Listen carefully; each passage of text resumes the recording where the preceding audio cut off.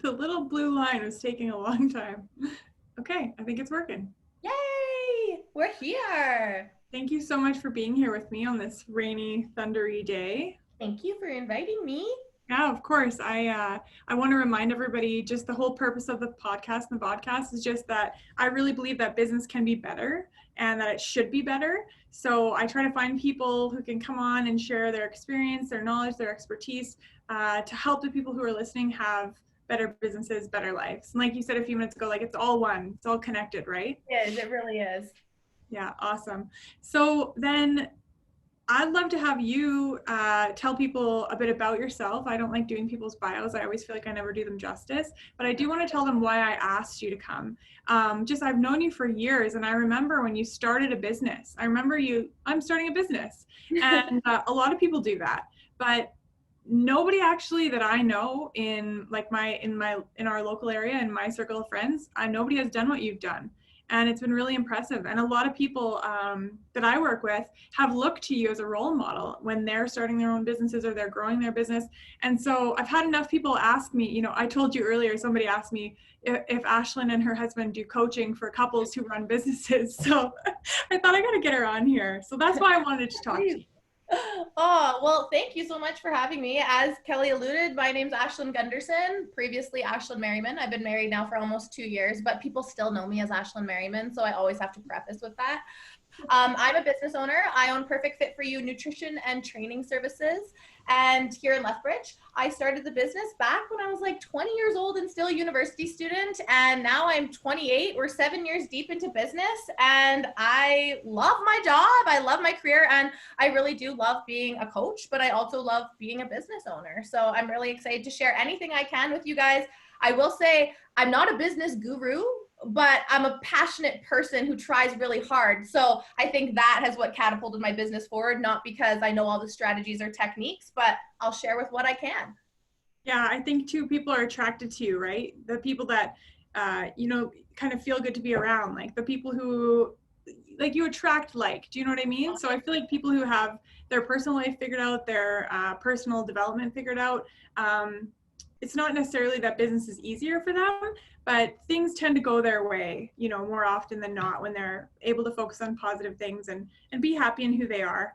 It definitely helps. Totally. Yeah. Especially when that's what I'm preaching to everybody else to do. So if I can be a role model in that field, maybe people will listen to me, Yeah. So tell me about that, because that's the last few years, right? It wasn't at the beginning. Beginning was nutrition. So yeah, I mean, Perfectfit4u started as a nutrition company, honestly, solely based on weight loss. It was sexy. People were losing weight. There was transformations to share. Girls were getting extremely conditioned. I was putting them on stage in bikini competitions, all very sexy, which allowed my business to grow, especially online. But it's not that always, right? And so a lot of people, especially during the period of time that we're going through right now, not everybody needs to be bikini body ready, but yet they really, really need to lose the weight that's like right here. That's the weight that's bogging everybody down, the weight between their two ears. So can you take the fundamentals of weight loss and apply that to personal development, apply that to mindset, to habits, to productivity? Those are the things that are moving the needle forward. So by focusing on those foundational things, man, all the other things come into play. And that's what I began to notice over time. Amazing. Yeah, because I think, like for myself, I've struggled with food issues when I was younger and stuff. And no matter how good of a nutrition plan I had or how good of a nutrition coach I had or workout, if I was having, negative self-talk, bad ways of thinking, nothing would stick, right? No, absolutely not. And there's a million nutrition and fitness plans out there. Anybody that has Pinterest or Instagram or Facebook can find a kick-ass workout and nutrition plan. So what can I provide people that's beyond that? That's beyond a tangible piece of paper, right? It's accountability, it's communication, it's encouragement, it's inspiration. Those are the things that maybe they don't have a price tag on them, but that's what you're paying for.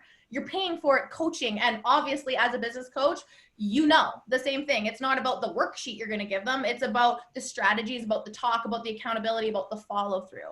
Not necessarily what are you doing, but did you actually do it? That's the shit that sticks. That's what matters, right? And the way they think, do you coach them on the way they think? I mean, I'm not professionally supposed to. I mean, I'm not a psychologist by any means, but you can only coach so many people on nutrition and fitness before you see the common denominator for success. And that's headspace, that's mindset. So negating that and not tapping into that would be a disadvantage to myself as a coach, and it'd be a disadvantage to my clients. So I do like to start with that piece. Whether or not people are ready to receive it depends on where they are in their own journey. Yeah. You know, I used to really believe that, I think it's the AA model that talks about people have to be less or more uncomfortable. It has to be more uncomfortable to stay the same than it is to change, to get people to change. For sure. And people are paying for my help. They're coming to me. They're taking those steps. They're usually not feeling their absolute best. You're not like, I'm feeling kick-ass today, I need a coach to help me. Yeah. It's usually because they're in the space where something's off. I need guidance. And now's the time where I'm going to reach out and do that. Yeah. Yeah. Awesome. Yeah. And I find that too. I do a lot of stuff for free, like a lot of content and a lot of like lives and stuff we've been doing for COVID and stuff. And it's certainly true. My coach said this a couple weeks ago, the people who are paying the premium prices, they are way more motivated to do the work. I mean, I've even seen some people whose their wives are like, I've been telling you to do that for years. And they're like, sorry. Like now I'm paying for it. I have to listen. Attention. Like it's true. And it's for myself as well. I'm someone who needs to pay attention. I don't want to have to do it, but I do it. And it's just human nature sometimes. Yeah, me too. Absolutely. It's in the game, you know? So do you have a coach? At the current time, no, but it's not because I never have. So I have for different aspects of my life. I grew up playing college volleyball. I played club ball. I played high school volleyball. So as an athletic performance, yes, I've had a coach. When it turned to bodybuilding, bikini competitions, I also had a coach, because subjective perspective, when you're all up in your head, is required. Whether or not you know how much chicken and rice you should be eating, that's again not the point. It's not the tangible plan or the tangible product. It's the subjective perspective, and someone not to tell you what to do, but to ask you if you did it. So when I have a goal or I'm being goal oriented, I do like having a coach of some sort to keep me on track. I've tried to coach myself. I have coached myself. Not my favorite thing in the world. You seem to be pretty good at it though, because I remember a conversation we had a long time ago, and it was like we were talking about how, anyways, in my experience, for me and the people that I knew, women seem to have more issues around food. And I remember telling you that you and another friend were like, you thought like guys. I was like, it's so easy for you. You're just like, oh, I'll just measure this and only eat 10 grams of this. And I'm like, but I need ice cream or I need chocolate or whatever. And you just didn't seem to have that. So what is that, willpower? Man, I think it's just goal-oriented headspace. Like for me, if my goal is to win a bikini competition, obviously ice cream's not going to serve that goal, but you've never had that goal. So perhaps that action is okay, right? Yeah. Like if you try to get me to do something else in which I don't feel accountable, or eating a certain type of food isn't leading me to that goal, I probably wouldn't be as dedicated. But if you tell me A plus B will equal C and I want C, it's not hard to do A and B. And the more times you get that result, the more times you trust that process. For me, calorie intake and calorie expenditure is basic math. So if I just follow this, I'll get this, whip-de-doo. But man, is it more complex than that? Yeah, you taught me that. It is. There's a lot of headspace games. And with COVID, I'll be honest, I think the headspace games became even more real for a lot of my clients. And that where the whole mindset piece really came into play. Yeah, I bet. Somebody joked the other day about the COVID-20, and I was like, I didn't even know that was a thing people were saying, but I've never taken time off from exercise since I can remember being a kid. Like I played sports through university and stuff too, and I've always had a trainer because I can't rely on myself to go. But when I got injured, I would take time off, but that would be it. So then with COVID, when the gyms closed, I think it was like really a month before I realized that all I had done was walk the dogs for exercise. And I definitely noticed like my self-esteem wasn't as good. My clothes didn't fit right. Like it's how important do you think fitness and nutrition are to your success as a business owner? Because for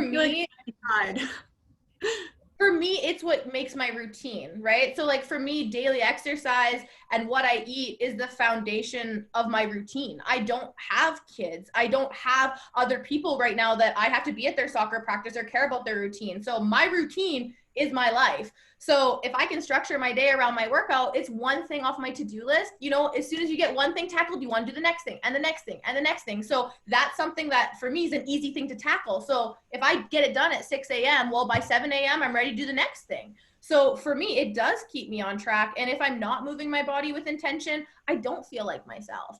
But that's for everybody. But everybody has their own thing. You ask a musician and they might tell you that, oh, I need to practice the piano. I need to practice the piano. Well, try to get me to practice the piano. I ain't going to do that. You know, it's all about what you're passionate about. I'm fortunate enough that my passion correlates directly with my health. Like, hallelujah. Yeah. Not everybody's does, right? But what about like overall health and wellness? Not necessarily training the way that you train, but like, do you see that pattern in, I'm sure you know lots of entrepreneurs, but even people in general, like their success in life and their health and fitness, are they correlated? I think absolutely. I mean, I can't say, oh, there's a randomized controls trial that shows that people who work out are X amount more wealthy. But I think it's pretty obvious. Like, take a look around and take note. You know, people who take care of themselves, you want to take care of yourself, you want to take care of others, you want to take care of your business, you want to take care of your bills, you want to take care of your finances, your kids. Like, it all starts with you. Whatever way you desire to take care of yourself is up to you to decide. But for me, it is through healthy food and exercise. Maybe for other people, it is through exploring a passion project or creating music or writing poetry, which is equally as great. But you do have to segregate the time for those things. You do, because it just makes you a better human being. Yeah. So you use your calendar? I do use a calendar. Yeah, I have to. Finally, someone on my team. My clients hate that word, but I'm just like, oh, if you just could understand how much freedom there is if you just schedule your important things and then the time is already blocked off and then you just do it and then life is just so good. That's what I say. If you tell me A and B will equal C, yeah, put A and B in the calendar, do A and B, get C. It's not a surprise if you're successful. But lots of people don't. You know what I mean? They just don't. Yeah, but once they do, they'll be like, ooh, and then they'll realize, and then it will be a like residual effect, right? It's just getting started. There's a threshold energy. I kind of do this because that's what I do to my clients. Like, you have to crank the wheel and then it rolls. Right? Like, but there is a threshold energy that goes into starting. And like, you don't go to the gym the first day and have a 6-pack. You don't eat one salad and feel fucking awesome. So like, it does take a lot of effort and then it rolls on its own. Unfortunately, the opposite can occur, right? The shitty energy comes and then you get stuck in like this vortex it's hard to get out of. And I do believe that is what the coronavirus did for a lot of people. They got stuck at home. They had to establish that new routine. I don't have home workout equipment. I hate body weight workouts. I go to the gym to get away from my husband and my kids. Who am I anymore? Where did my routine go? And creating that, you got to create that threshold energy all over again. And that takes work. Yeah. So what have you been seeing with your clients that are at home with COVID or dealing with COVID? Like, have people found ways to keep in? Well, I'll be honest. I started going into COVID worried as a business owner. I'm not going to lie to you. I was a little bit worried. My gym was shut down. Our body composition testing is shut down. Our office is shut down. So to tell a client, I'd love you to pay me the same price, but let's talk like this. You know, I was scared. That didn't happen. We were busier this year than we were previously having people in person because people realized their health was so important when the whole world's in a pandemic, but they also realized, I don't know how to establish this routine for myself. Ashlyn, tell me what to do. Yeah, I'm fine being that person, but it's the lack of routine, the lack of consistency, and it's uncharted waters. People haven't worked out at home and worked at home and managed children at home and homeschooled, and it was a lot going on. Yeah. So how do you think that you stayed busier? Because I actually am lucky enough to know, myself included, a lot of us actually were able to pivot and have a better year than the year before. So yeah. How did you do that? Like, what do you attribute that to? Well, I don't necessarily say I attribute that to myself, but I attribute it to my team. My team was fantastic at being adaptable. We moved everybody's offices for them to their house. We made sure they had a plant and had a window. You know, like, I want to make sure they have a good space. We made sure that, you know, people had money for their phone bill so they could utilize their own phone at home. And my team was still happy. They were doing a good job with their clients. Their clients weren't falling off. They had that connection. They felt community. They didn't want to leave. So not necessarily just myself, but all of our coaches at Perfect Fit for You, we pivoted and then our clients pivoted with us. And so we had to be adaptable in that regard. Like my husband did like 2 weeks of every single day. He did a free live workout for our group. You know, we downloaded our own like Zoom. It's called Jitsi, like our own face server. So now I'm more face-to-face with my clients. So we were adaptable for sure. But I think our positivity and optimism over the situation did roll into our clients. Yeah, absolutely. That's awesome. If I was fearful, I think they wouldn't have felt as confident in me to lead them. Yeah, your staff or your clients? Both, I think. Yeah, totally. Yeah, I was lucky. I was on my way to the Tony Robbins Unleash the Power Within event when COVID hit, and I was going to California. My flight got delayed, and I was there with all my bikinis and my cute hats, and I was off to California, and I had to turn around. And instead of going back to work, I went to my cabin, which is in the middle of nowhere, by myself, and I stayed there for 9 weeks. 9 weeks? Yeah, 9 Seriously? weeks. I did. I had no idea. I went there, and then the next week, our gym had to shut down. So I'm like, well, what's the point going back? And I was there 16 days by myself with nobody. And then after 2 weeks, my husband came out for the remaining 6-7 weeks with me. Oh, wow. You must have had good internet out there. Thank goodness. Yeah. Right? But we went and we had like new screens. We set up home offices there. We took breaks during the day to go work out. We created a schedule. Like, because I was in a good headspace, I think I was able to be a better leader. Being here was a lot harder for me. Yeah, that's awesome. Good for you. Yeah, it's so tough, right? You just feel it from other people. Yeah, that's so true. And I think leaders, and myself too, like, we sometimes forget the fact that it's everything just flows down from us. So if we are scared, if we're not confident, if we aren't creatively thinking, well, how can we pivot? How can we pivot? The staff feels that and they feel scared, and then the clients feel it. So that's awesome. And it's I think it was a top-down effect for sure. Yeah. Is that the first Tony Robbins event you were going to be at? One at a distance. Like, I've been to the few that he's done in Calgary, like the Power of Success summits and stuff, but the actual like big event, yeah. And I was really looking forward to it. It did get changed to Dallas in August. So whether or not I'm able to go internationally in a month or two, we will have to see. Oh, I hope so. You know what? My mom and I went to that together, and I think my mom was 60 at the time. And the whole walking on fire thing, yeah, I tried to leave and go back to the hotel. It was like 2 a.m, and she was cheering. She like walked across first. I blacked out. I don't remember walking across it, but yeah, it's crazy what your mind can do. He's a lot of people like or hate him, but you know, I just choose to see the good in people, and I think there's a lot of good that he does. He's amazing, really generous, intelligent man, and yeah, you'll love it. I've been to UPW and Business Mastery, and Business Mastery is not like a university class at all. He still does a lot of his techniques and stuff, and pretty much like dancing and raving every 10 minutes to keep the.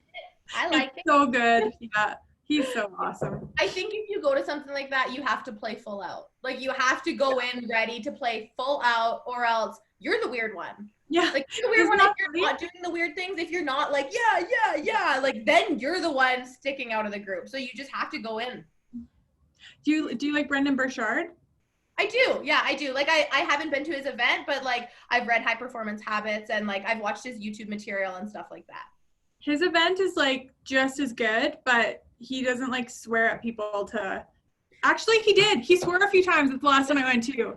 And he's actually, I think he kind of contradicted himself, because I remember him saying before that he didn't need to swear to, but he said the F word. He did, because I was like, what the? He did his job, because you were like, what? Yeah, totally. Yeah. You know what? He actually, I've never had a chance to tell this story online before. I'll just jump in on your talking. Yeah, do it. Tell me. I want to know. But I was, I don't know if you remember, I moved to Calgary for like 4 years, and silly Tim, I wish I didn't. No, I'm so happy I met my husband. But at the time I was like, why did I meet someone that I'm like totally in love with when I'm moving to Calgary? So I was in Calgary driving back and forth every weekend to see Tim for like 4 years. And it was so stupid. So finally I gave up and tried to get a job in Lethbridge. And I got one, but then I hated it as soon as I moved here. And I was like, what have I done? And I saw this Brendan Burchard video, and I swear he was talking right to me. Like, I swear, I was watching it at work. I should have been working. And it was like, you know, you don't like the job you have right now. I'm like, what? I know I don't. And he's like, what is it that you love so much? You're so passionate about doing. You do it on the weekends. You do it in the evenings. You do it for free and you do it with enthusiasm. And I was like, well, I teach people how to make their businesses better, you know? And then he's like, quit your job today. He's like, here's how you charge people for this. And I was like, oh man, I quit my job. Called my mom. She's like, don't quit yet. Start your business first. I'm like, it's too late. So Awesome. I got to tell him, and he, it's crazy. He like just is so present, and he makes you feel so important. I didn't think I would go fangirl. Like I always thought they're just normal people, but oh my gosh, I was like, oh, I'm the year why I started my business and da da da da. And so yeah, he's. I never got to talk to Tony like face to face, but he was like. I feel that way about Tony, and like some people feel that way about their favorite musician. I'm a words girl. Like I don't listen to music and like, oh, I love that beat. Like I'm all about words. So for me, I've listened to so much Tony Robbins content that when he's in front of me, it's like a rock star. Like I've listened to your music, right? Except there's an abundance of material, almost more than any rock star. And it's frequent. It comes out. It's new all the time. Totally. Yeah, that's so awesome. So it's okay to be a fangirl. It makes sense. Yeah, I've been listening to him and reading him since I was like 18, I want to say. And it's crazy because you'll start to finish his sentences. You're like, Yep. oh, I must have watched this YouTube videos a bunch of times. Oh yeah.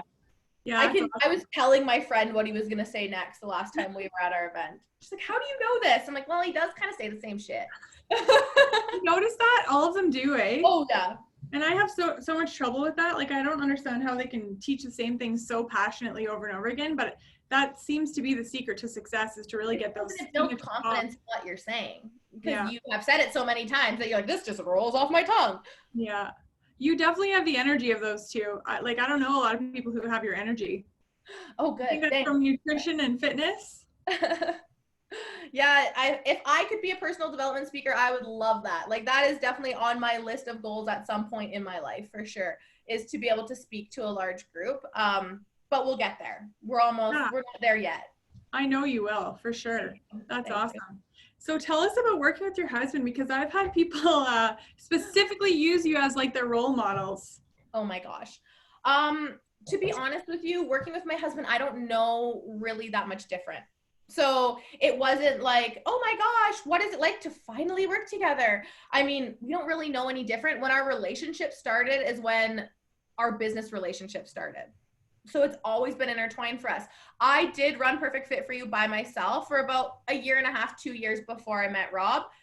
It was so funny because I threw him into a position being like, just pretend to be me, because it's all online. I don't need really like a real employee, but because people still want to work with me. So you can be my admin, but just talk to them as if you're me. So he was writing like, hey girl, you know, or like girls would have like a struggle and he'd be like, I'm sure your boyfriend doesn't feel that way. I'm sure he thinks you look beautiful, you know? And then we got to the point where I'm like, okay, people can know that you're you now. Because we were busy. But at one point I thought it was going to be very short term. I didn't think that what I was passionate about and that what I loved was going to be my career. It just seemed too good to be true. I was supposed to be going to pharmacy school. So I was like, hey, come in here, help me out for the summer. And then in September, I'm going to the U of A. I enrolled in the pharmacy to go to pharmacy school. And then we started making money. So when you're making that much money that you're going to go spend money at school, it's a little hard to give it up at 20 years old. Totally. You did go back to school though eventually, didn't you? I did my undergrad at the U of L, and then I worked for the biochem department, and I was opening Perfect Fit for You while I was working for the biochem department. So it was cohesively happening, but I never stopped Perfect Fit for You and solely went back to school. It's always been a juggling act. Okay. Yeah. So why do you guys think that it works well? Because regardless of whether you started working together when you started dating, there's a lot of people out there that, like, you know, I'm super picky about who I work with. So I do see a lot of people that I don't necessarily end up working with. Right. But even people that I do work with who have really wonderful marriages, still, and myself too, my husband and I owned a company for a couple of years and sold it. And it was like the most stressful time in our relationship. Like no matter how much counseling, how many personal development courses, how many personal development books, the two things I don't recommend it to anyone if they have the choice. Like when they're like, hey, I think I'm going to get my wife to do my books. I'm like, could she not? Like, could she just do her thing and you, because I haven't seen it work so well. So like, what's your secret? Oh man, that's a tough question because I never looked at it as being the exception. I always looked at it as just being the rule. Like, we open the business, of course it's going to work. We're a team, right? Like, if I succeed, you succeed. Who else better would you want to have on your side in business than someone whose life is completely correlated with yours, right? Like, who else would you want to work with? Someone who's equally invested as you. That just doubles down on everything. So unfortunately, like, yeah, people are like, business and life, you know, you have to have life and balance. And like, in our life, it's never been that way. You know, I'm going to come home for dinner and we're going to sit at the table and I'm gonna be like, man, did you see so-and-so? She looks amazing. That's a form of connection with my husband. And he can be like, yeah, you know what? She did a squat at this much weight. She's never done that. That's a form of connection for us. It's a point of communication. Of course, there's times where it's like, man, I told you to email this person and you forgot. Like, who does that? But there's never been a point where I've thrown my hands in the air and been like, I don't want to do this with you. That we've never got to that point, luckily. And we decided it wasn't going to be work-life balance. And in 2000, I think it was 2018, we said our new thing is work-life flow. We're going to flow between the two of them and we're not going to try to cut it off. Don't come home and be like, no more business. Because there's a time and a place where we might have a conversation over dinner or over a movie that ends up catapulting our business. Not very many business owners have that opportunity. So as much as it might be a negative, I think it's a double-edged sword because there's a lot of positives to having that person on your team as well. Yeah, you just blew my mind. So there's two big things there I want to kind of draw out for people because you said so much so fast and I don't want anybody to do this. It's weird. Hey, you never do that. Yeah. The first one was, so a lot of my mentors, one really in particular reminds me all the time that you really get what you expect in life, right? And so for me, when Tim and I started that business, I already had, you know, years and years of business education and experience that said partnerships don't work. So I didn't expect it to be good. And then with you, you're like, well, like I just thought it would be awesome, and it was. Yeah. So I think that's a big thing that people need to recognize, you know, like you get what you expect. I think that you created that really great thing because you're like, yeah, of course it's going to be great. And to be honest, we didn't really have another option. Like, we didn't really think about another option. He was playing university hockey, and then he went and played pro hockey and had the opportunity to keep going or move home. And then it was like, hey, do you want to work for me until you find a job? And then it just was stuck like that. Totally accidental, not intentional. I'm never going to get that picture of him out of my head saying, hey, girl, I'm sure your boyfriend thinks you look great. Yeah, or just like, it was so funny because he had never been to a bodybuilding competition in his life. He had no idea what it was about. And we just started dating. We started dating in September, and there's always a show November 2nd or the first weekend of November.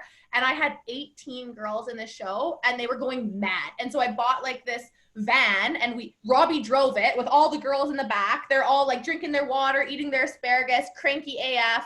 And some of the girls had their spray tans messed up.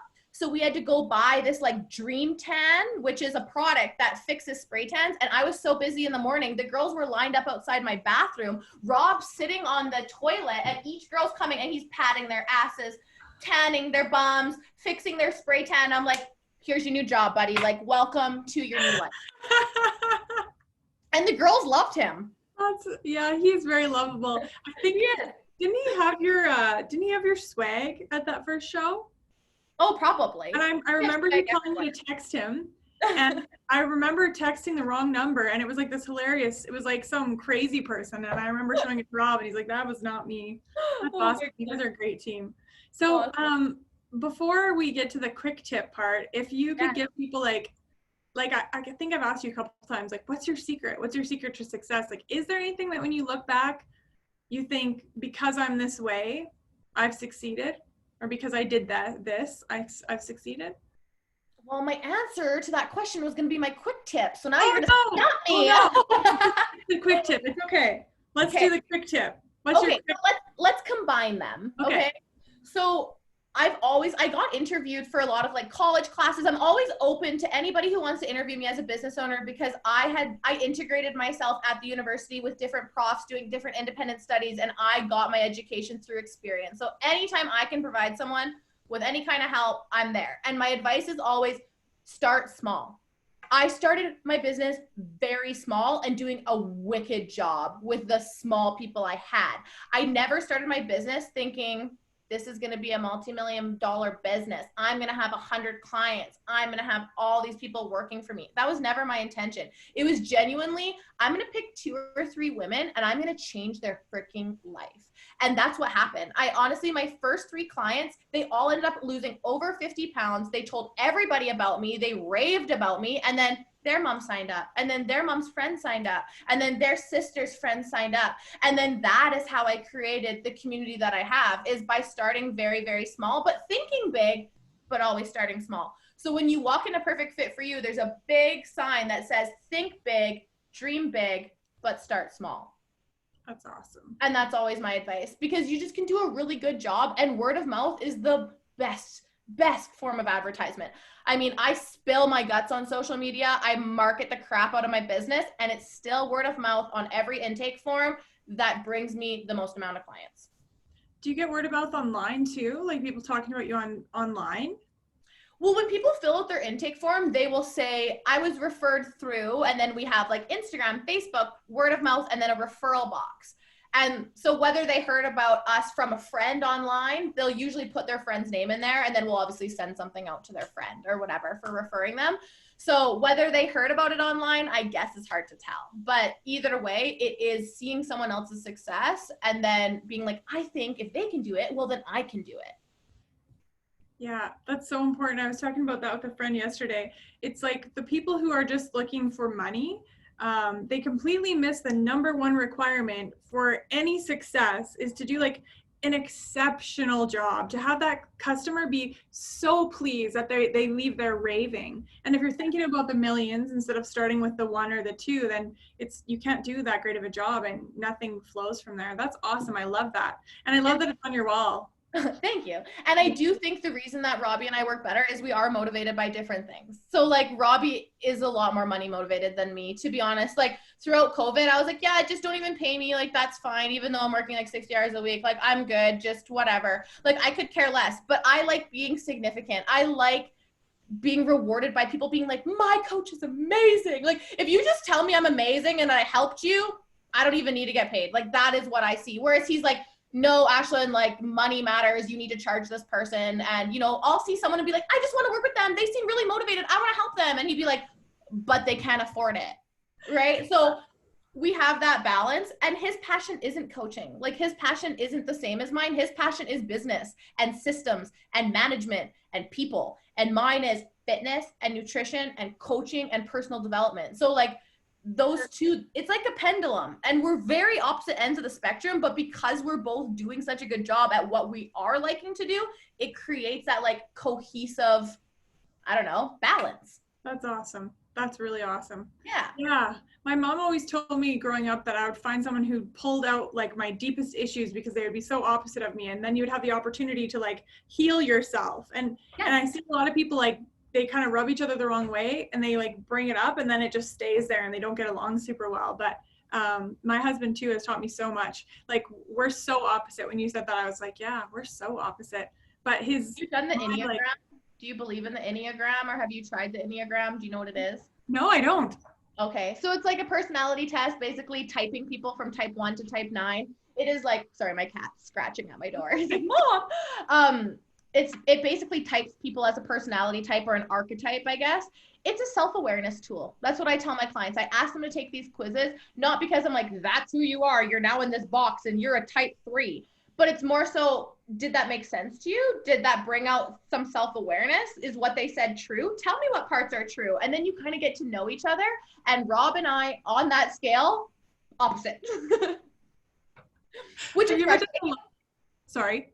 Sometimes it's frustrating because he's like the enthusiast. Like he's on the go all the time. And I am the calendar chick. Hey, we have a meeting at 4:05. What are you doing at 4 o'clock?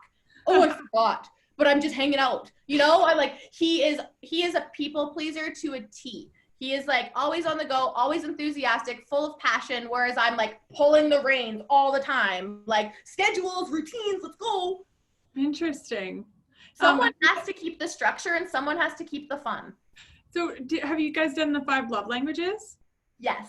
And have you done the appreciation languages at work? Ooh, no. Tim and I did the love languages, thank goodness 5 years ago, or we wouldn't be together, but we're so opposite. And I didn't understand that, like, because he's acts of service, if I would say, like, I don't feel loved, he'd be like, but I cleaned the whole house. And I'm like, but you didn't buy me a present. Because my love language is gifts, right? Gifts and affectionate touch. You're what? I just feel like gifts is the easiest one, because it's like, Right? okay, buy you something. Oh, Rocky's no. acts of service. So I'm like, oh, I gotta do shit all the time. I'm words of affirmation, obviously. Okay. I'm like, just tell me I'm pretty. Tell me you don't even need to hang out with me. You can go to the gym, you can go golfing, do whatever you want, but just text me that I'm great and I'm good.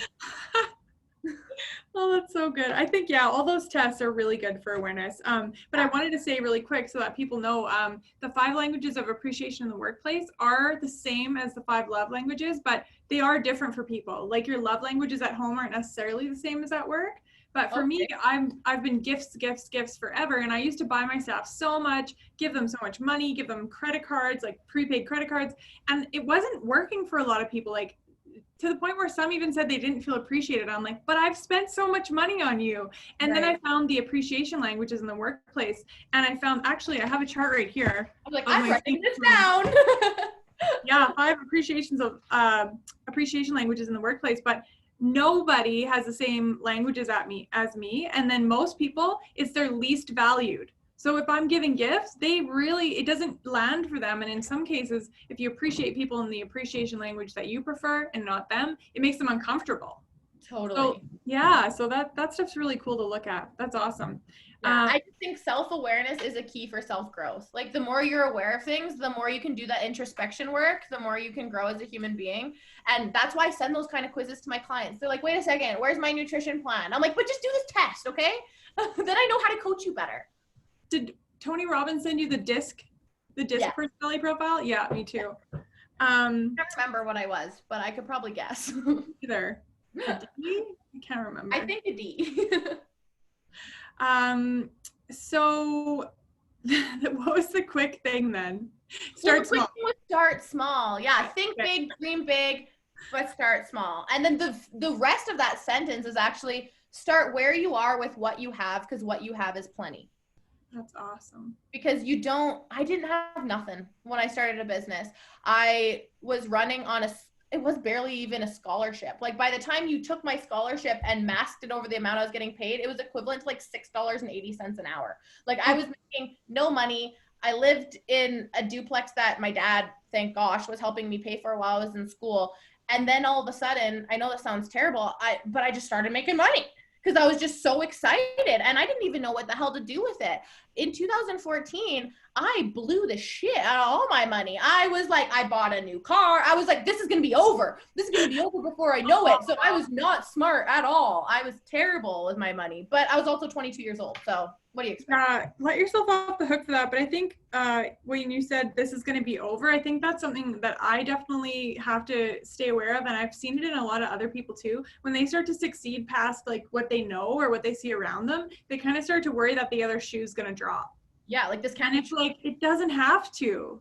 Yeah, I've done that even in relationships. Like with my husband, I haven't been in good relationships prior. I'm in this relationship. This guy's too good to be true. What's he gonna do wrong? When's he gonna mess up? What's wrong with him? Right? Or like I'm making money and I'm so happy. This can't be right. And I do say to my clients all the time, it's not about being a good mom or being a business owner, making money or being passionate about what you do. Like don't live an or life, live an and life. You can have this and this. You can be a good mom and a business owner and make money and be passionate and be happy. But people think it's one or the other and it's just not.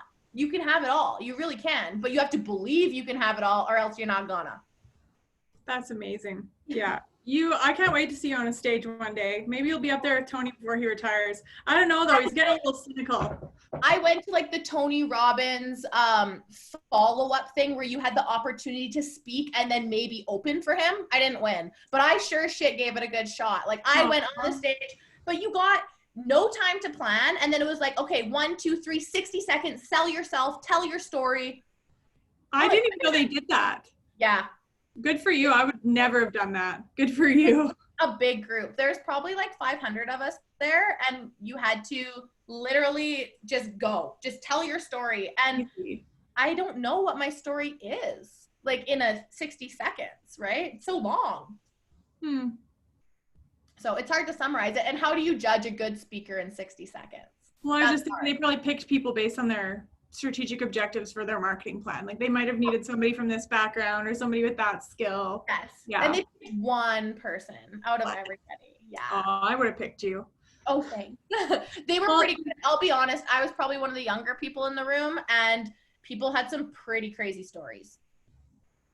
So I'm working my way to a good story too. Awesome. Awesome. You're amazing. Thank you so much for coming on. Do you want to tell everybody where they can follow you?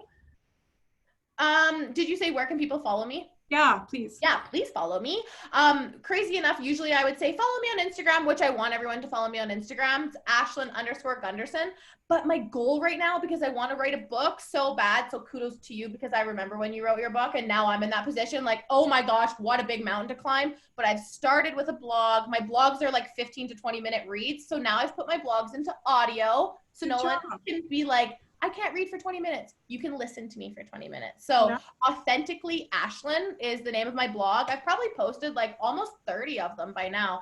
And I spill my freaking heart in those blogs. And it's my absolute favorite thing to do. So my business is Perfect.Fit4u with the number 4 and the letter U, not for you, for you.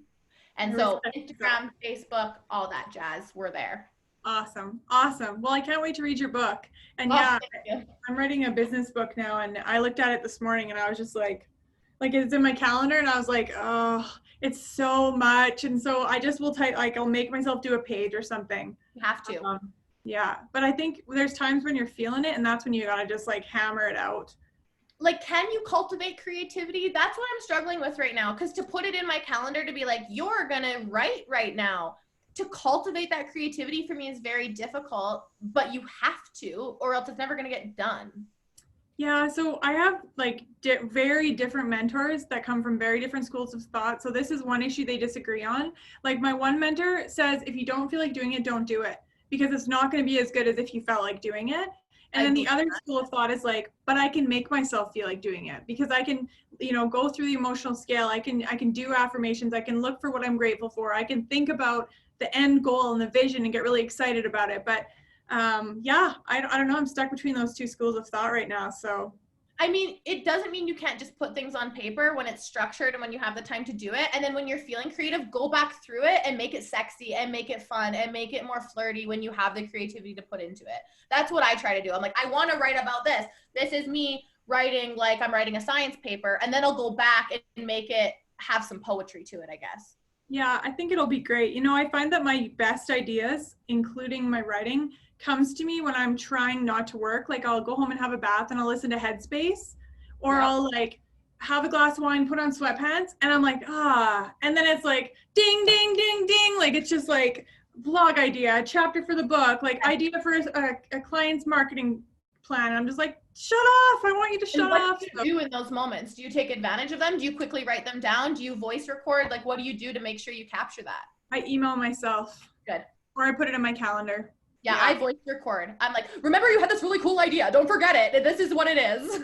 That's a great idea, because I try to like email myself from my watch, and she sends the worst autocorrects. And I'm just like, some of the stuff I've sent is not good. It's not it. Yeah. Audio, I have been crazy about doing audio messages, even to my clients. Like I open my inbox on a Monday morning and I have set aside 4 hours to do emails, and I have 50 of them. I have to be smart. So I'll get on audio, open the email on one screen, my voice record on the other. I'll read the email and I'll be like, hey girl, and I'll just give them everything I got. They'll get a 5-minute response from me. I sent people like 10 minutes of me talking, still half the amount of time it'd take me to reply through email. And I ask my clients, is this okay for you? Are you okay receiving it in voice if you can replay it instead of having it all typed out? And 9 times out of 10, they're like, yeah, I love hearing your voice. I feel connected. I feel accountable. So I would way rather do it that way. Easier for me and more connection for them. Awesome. I love it. You're amazing. Yeah. Thank you so much. You have to come back when you're sharing the stage with Tony Robbins. Oh, I will, for sure. I'll let Tony know that you'll need us. Yes. Awesome. Okay, guys. You can always find me, Kelly Ray Tamaki, and TMH Business Coaching on Facebook, Instagram, or LinkedIn. And thank you again, Ashlyn, so much. And everybody listening and watching, just remember, business can be better, and it should be. Thanks, guys. Thank you. Have a good night, Ashlyn. You too. Bye, guys. Thanks for watching.